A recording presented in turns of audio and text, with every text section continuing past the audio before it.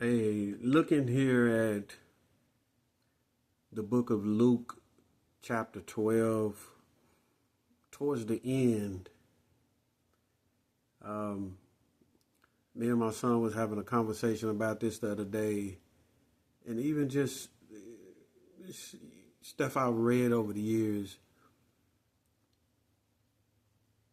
I think we forget that we have a certain level of responsibility even in our ignorance.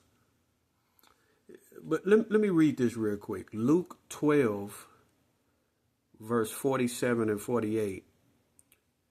And that slave who knew his master's will and did not get ready or act in accord with his will receive many beatings. But the one who did not know it and committed deeds worthy of a beating will receive but a few.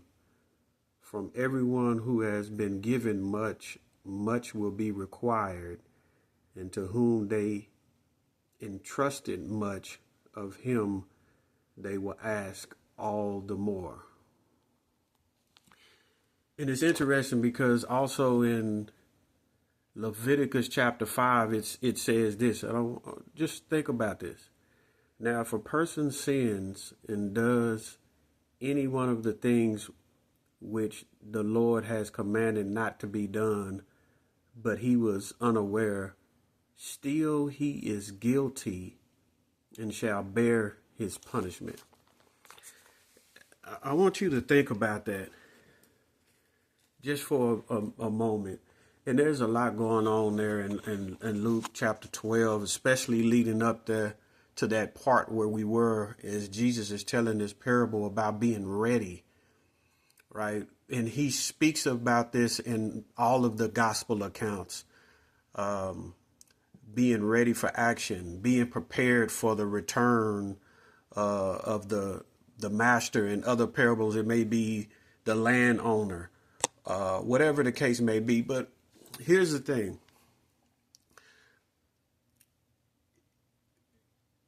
One of the key things here is that punishment is dealt out according to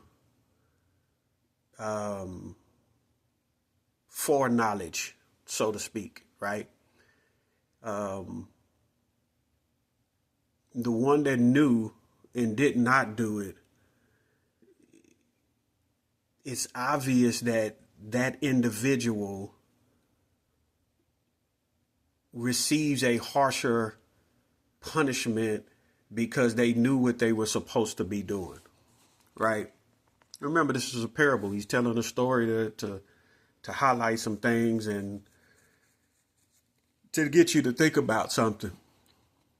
But he said, the one that didn't know it, but they committed errors or did what was wrong, they received lighter beatings. And then again, right, we was talking about Leviticus 5, and I think that was verse 17 in Leviticus 5. And it's talking about the same thing. The person that sins, unaware of what they're doing, right, they still are going to receive their punishment. I think we forget that just because we don't know some things, we think that we're not held responsible. Here's what I mean by that. I think we forget that every day in life, you have the opportunity to know. What do I mean by that? We spend our lives doing whatever it is that we want to do, live however we want to live, and we think that we can claim to be ignorant of something that we didn't know about, and that is going to cause us not to be held responsible for our actions and our lives. And that's not the way that it works, man. Every day we have the opportunity to seek out truth, figure out if I'm doing what I'm supposed to be doing in life. Am I living the way that I'm supposed to? Am I interacting with other people the way that I'm supposed to, in a proper way?